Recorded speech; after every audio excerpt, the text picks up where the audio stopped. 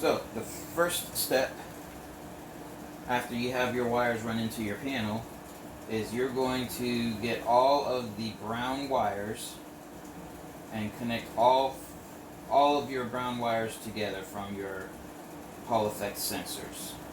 The brown wire is the positive 5 volts connection, and we're going to put all of them together and install them under one terminal in the panel. In this case it's 5 sensors because I have the optional middle floor, but if you have just the 2 floor system, you're only going to have 4 of these wires to connect. So I got all of those connected together, and I am going to use this third terminal down, which if you notice on the board it says the middle LED, but it's also a 5 volt terminal. So we're going to use the 5 volt terminal for our positive 5 volts. Next step, we're going to connect all of the blue wires, which is the ground wires for the sensors.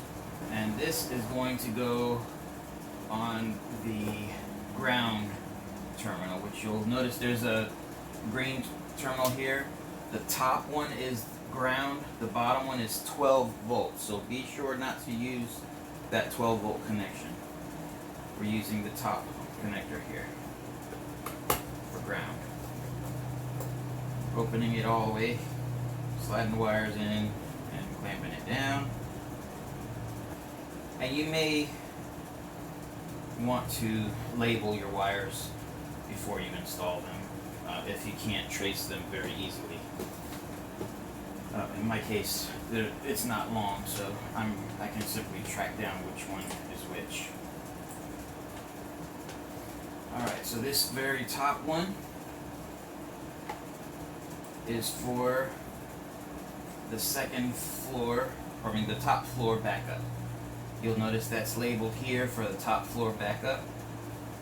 So let me slide this one under here. Next will be the top floor, which is for the top floor stop. We'll be testing each of these for responses before we connect the hoist power. So we'll be able to verify that these are all connected to the proper terminals. Okay, I have the middle floor.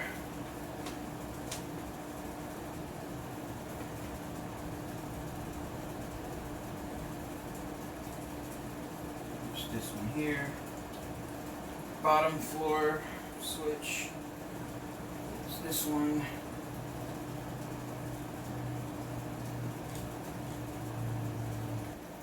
And then the last one, of course, is the bottom backup.